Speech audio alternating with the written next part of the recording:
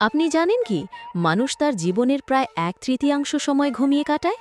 অর্থাৎ কেউ যদি ৭৫ বছর বাঁচে, সে তার ২৫ বছর ঘুমিয়ে কাটায়। অনেকেই ভাবেন ঘুম তো শুধুই বিশ্রাম, ঘুমিয়ে সময় নষ্ট। কিন্তু বাস্তবতা হচ্ছে ঘুম সময় নষ্ট নয়, বরং জীবনের জন্য বিনিয়োগ।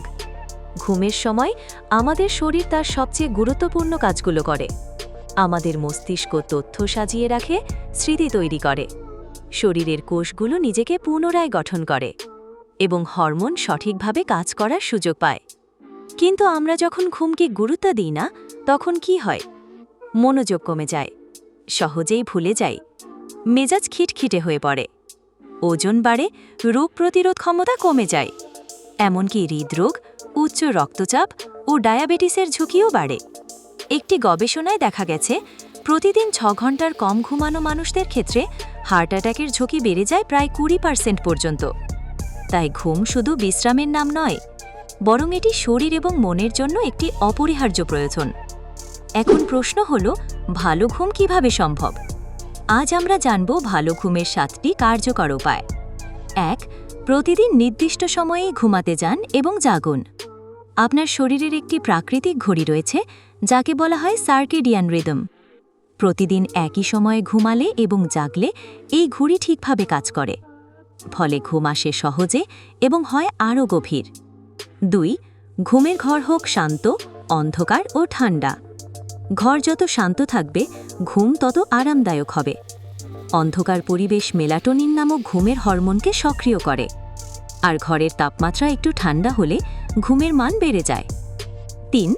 ঘুমের আগে মোবাইল, টিভি ও ল্যাপটপ ব্যবহার এড়িয়ে চলুন। এসব ডিভাইসের স্ক্রিন থেকে যে নীল আলো নির্গত হয়, তা মস্তিষ্ককে জাগিয়ে রাখে এবং ঘুম বিলম্বিত করে। ঘুমের অন্তত ৩০ মিনিট আগে সব স্ক্রিন বন্ধ করে দিন। ৪.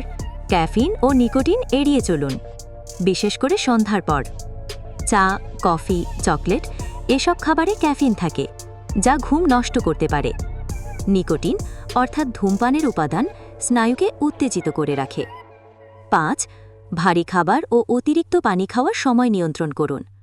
ঘুমানোর অন্তত ২ ঘন্টা আগে রাতের খাবার খেয়ে ফেলুন। ভরা পেট নিয়ে ঘুমাতে গেলে হজমের সমস্যা হয় এবং ঘুমও বিঘ্নিত হয়। একইভাবে অতিরিক্ত পানি খেলে ঘন ঘন বাথরুমে যেতে হয়, ফলে ঘুম ভেঙে যায়। ৬. প্রতিদিন অন্তত ৩০ মিনিট শারীরিক ব্যায়াম করুন। ব্যায়াম মানসিক চাপ কমায় এবং ঘুম সহজ করে তোলে। তবে মনে রাখবেন, ঘুমানোর ঠিক আগে ব্যায়াম করবেন না, তাতে শরীর উত্তেজিত হয়ে পড়তে পারে। ৭.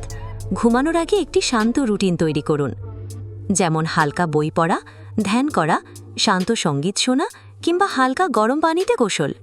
এই অভ্যাসগুলো শরীর এবং মনকে সংকেত দেয় এখন ঘুমানোর সময়। ঘুম নিয়ে আমরা অনেক সময় গর্ব করে বলি, আমি মাত্র ৪ ঘন্টা ঘুমালেও ঠিক থাকি, কিন্তু এটা দীর্ঘমেয়াদে শরীর এবং মনের জন্য বিপজ্জনক। একটা ভালো ঘুম কেবল আপনাকে বিশ্রামই দেয় না, এটা আপনাকে পরের দিনের জন্য আরও ফোকাসড, আরও শক্তিশালী এবং আরও শান্ত করে তোলে। স্মার্ট হতে চাইলে, সফল হতে চাইলে, সুখী হতে চাইলে ভালো ঘুম হোক আপনার প্রতিদিনের অগ্রাধিকার। ঘুমকে ভালোবাসুন, ঘুমকে গুরুত্ব দিন, কারণ ঘুম মানেই সুস্থতা, ঘুম মানেই জীবন।